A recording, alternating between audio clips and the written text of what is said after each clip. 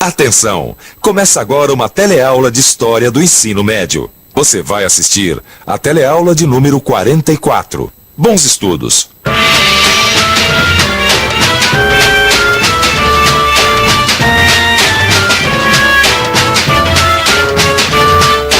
Abaixo o imperialismo americano.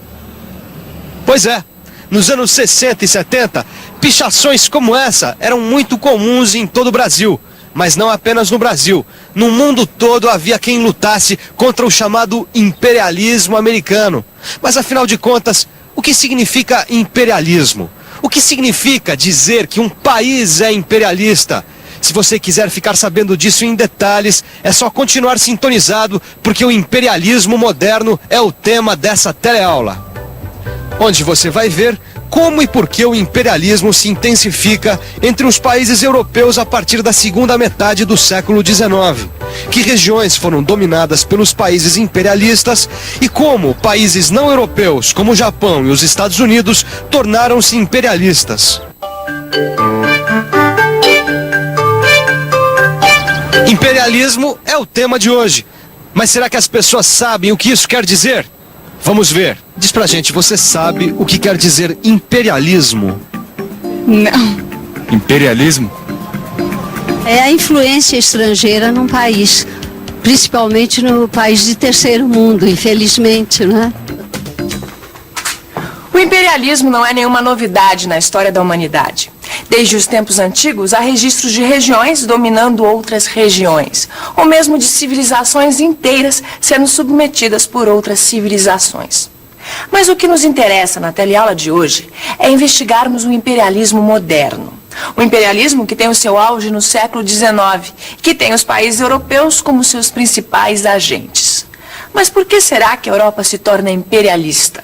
Quais os motivos que transformaram os países europeus em países imperialistas?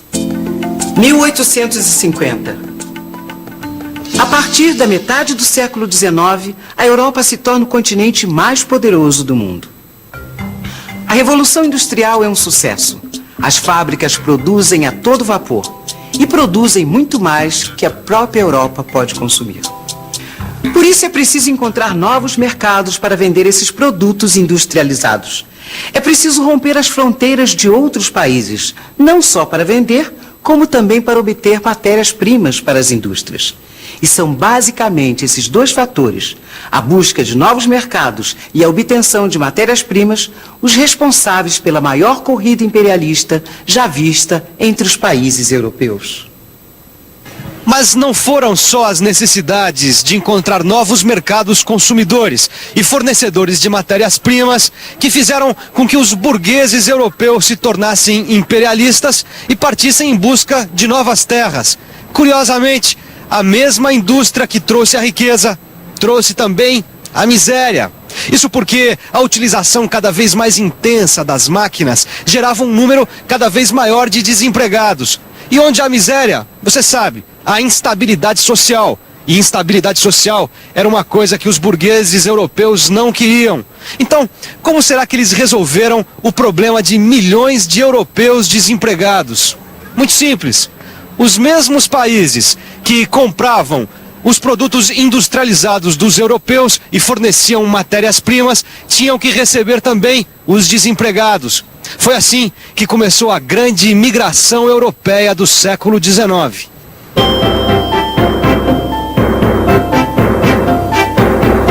Inglaterra, primeira metade do século XIX.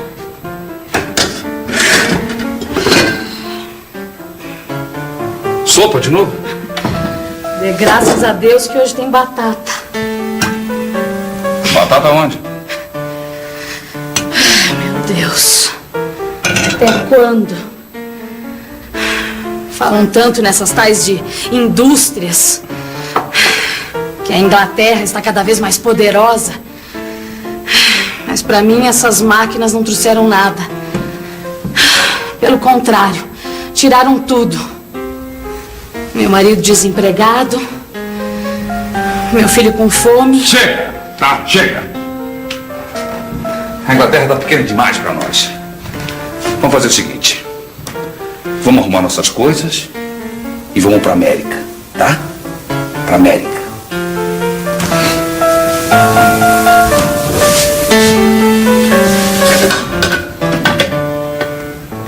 Nova York, Estados Unidos. Rosana, meu amor, a vida de imigrante brasileiro em Nova York não é nada fácil. Mas para minha surpresa, você não sabe. Aqui tem gente do mundo todo que, como eu, veio tentar a sorte. E tem mais. Essa história de imigração não é novidade nenhuma por aqui. Desde o século passado, que milhões e milhões de pessoas vêm para cá. O que eu estou achando de mais interessante nisso tudo é que meus avós emigraram da Itália para o Brasil. E agora sou eu, descendente de imigrantes que emigrou do Brasil para cá. Os números da imigração europeia no século XIX são impressionantes. Olha só, entre 1835 e 1914, mais de 60 milhões de europeus emigraram para outros países. Países como, por exemplo, o Brasil, que ocupa um lugar de destaque no contexto da imigração europeia. Milhares de alemães, italianos e espanhóis, entre outros povos, vieram para cá. Aqui em São Paulo, por exemplo, onde os empregos gerados pela indústria e pelo cultivo do café atraiu muitos estrangeiros, é só olhar para o lado que você vai encontrar muita gente que é neto ou bisneto de imigrantes. Quer ver só? Tem imigrantes europeus na sua família? Tem. E da onde? Tem de Portugal, da Espanha e deve ter um asiático perdido também. Itália e França. Primeira geração de brasileiros. Mãe alemã, pai francês. Tem, meus pais são espanhóis. Como você viu até agora, a Europa, a partir da segunda metade do século XIX, vive uma necessidade de conquistar novas terras. Isso porque precisava encontrar novos mercados para vender os seus produtos industrializados, fornecedores de matérias-primas e novas terras para resolver o problema dos desempregados, do excedente de mão de obra. Em resumo, esses foram os motivos que levaram a Europa a se tornar imperialista e a colonizar boa parte da África, da Ásia e da Oceania. Mas quem dominou quem nesse jogo imperialista? 1876.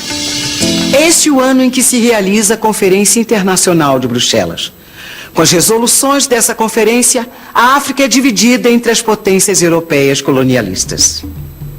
Em pouco tempo, os europeus se instalam em lugares estratégicos do continente africano e dominam as populações locais. Essa ocupação, essa colonização que se vê a partir de 1876, não é novidade alguma para os ingleses. A Grã-Bretanha, o maior império colonial de todos os tempos, já há algum tempo vinha conquistando e colonizando novas terras. Hong Kong, China. Carminha, Hong Kong é deslumbrante. Apesar de estar no Extremo Oriente, a influência da cultura ocidental pode ser vista por toda parte. E sabe de onde vem essa influência? Vem dos ingleses que em 1842 tomaram posse e nunca mais deixaram Hong Kong. Hong Kong não foi a única conquista dos ingleses no Oriente. Excelentes navegantes, os ingleses dominavam os mares como ninguém. E foi através da superioridade da sua marinha que a Grã-Bretanha conseguiu estender o seu império para praticamente todas as partes do globo terrestre. Depois de ocupar Hong Kong, os ingleses conquistam a Índia, o Egito e logo depois dominam também todo o sul do continente africano.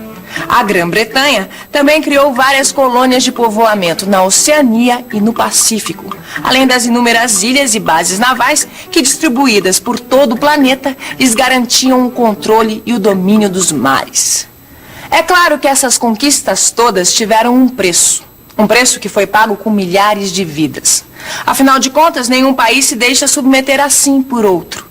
Mas a superioridade econômica e militar dos ingleses fazia com que eles acabassem sempre levando a melhor. A Grã-Bretanha foi o maior império colonial, mas não foi o único. Vários outros países europeus também se expandiram por outros continentes, submetendo outros povos aos seus objetivos colonialistas. Como a Alemanha, a França, a Rússia, a Itália, a Holanda, a Bélgica, a Espanha e Portugal. Ô Vicente, os europeus dominaram mais de meio mundo. Meio mundo não. Eles dominaram mais da metade do planeta, Gil. Pois é. Não é à toa que qualquer país que a gente vai hoje em dia, a gente sente a presença dos europeus, não é? Isso é verdade. Agora, tudo bem, os europeus foram os maiores colonizadores, os grandes imperialistas do século XIX, mas não foram os únicos, viu? Não? Pode apostar que não. Além dos europeus, 2 outros países se transformaram em potências econômicas durante o século XIX. E a exemplo dos europeus, eles também adotaram políticas imperialistas. Sabe que países são esses? O Japão e os Estados Unidos. Os motivos que levaram o Japão ao imperialismo, à conquista de novos territórios, foram os mesmos das potências europeias: excesso de população e necessidades de matérias-primas e mercados para os produtos de suas indústrias. O Brasil viveu de perto essa época da história japonesa, principalmente por causa do grande número de imigrantes japoneses que vieram para cá, principalmente para São Paulo, onde existe até um bairro japonês, que é esse aqui, o bairro da Liberdade. No final do século, o Japão adota para valer uma agressiva política imperialista e em menos de 2 décadas já domina boa parte da Ásia. Mas e os Estados Unidos? Que motivos levaram os americanos ao imperialismo? Estados Unidos, fim do século XIX. Isso é que é uma beleza. Eu não disse, mulher, que a América é onde está o futuro. Você só não falou é que nós, os imigrantes, é que seríamos esse futuro. Isso não é uma maravilha? Conquistamos o Oeste. Hoje a América é esse mundo. O que foi? Saudades do nosso filho. O nosso filho está ajudando a América a se tornar a potência do próximo século. O nosso filho está na guerra, meu senhor. Não é guerra. Nós apenas estamos ajudando os rebeldes cubanos a expulsarem os espanhóis de lá. E Porto Rico? E as Filipinas? Afinal de contas, por que os Estados Unidos estão tomando posse de tantos lugares? No fundo, sabe o que eu acho? É que os Estados Unidos estão ficando cada vez mais parecidos com a Inglaterra. E era o que estava acontecendo mesmo. Terminada a Guerra de Secessão, os Estados Unidos consolidaram sua unidade política e experimentaram um extraordinário desenvolvimento econômico. Em pouco tempo, o país já estava entre os mais poderosos do século XIX. Daí, para começar a expandir o seu território, foi um passo. Primeiro veio a conquista do Oeste, na própria América do Norte. Depois, a expansão avança para Cuba, Porto Rico e Filipinas. Até que no começo do século XX, os americanos tomam o Panamá, tendo controle sobre o canal que liga os oceanos Atlântico e Pacífico. O que se viu daí para frente foi a transformação dos Estados Unidos no maior país imperialista do século XX. Um imperialismo que teve muito a ver com a nossa história, com a história do Brasil. Pois apesar de nunca termos sofrido uma intervenção direta, de certa forma sempre estivemos sob a influência dos americanos. Mas essa já é uma outra história, que vai ficar para um outro encontro, porque agora é hora de revisarmos o que aprendemos hoje. E atenção, se liga aí que é hora da revisão. Na teleaula de hoje, você viu que o grande desenvolvimento industrial levou os países europeus a buscar novos mercados para vender seus produtos e obter matérias-primas. E viu também que o uso intensivo das máquinas acabou provocando um grande desemprego, levando os europeus a emigrarem para vários países. Esses fatores levaram a Europa a uma corrida imperialista, onde várias regiões e países foram colonizados. Você também viu que, além da Europa, Japão e Estados Unidos também se transformaram em potências imperialistas. O imperialismo, como você viu, levou as potências do século XIX a querer conquistar cada vez mais territórios e muitas vezes a disputarem entre elas esses territórios. Essa rivalidade colonialista acabou detonando uma corrida armamentista que preparou o terreno para uma guerra, aquela que viria a ser a Primeira Guerra Mundial, que será o assunto das nossas próximas teleaulas. Até lá!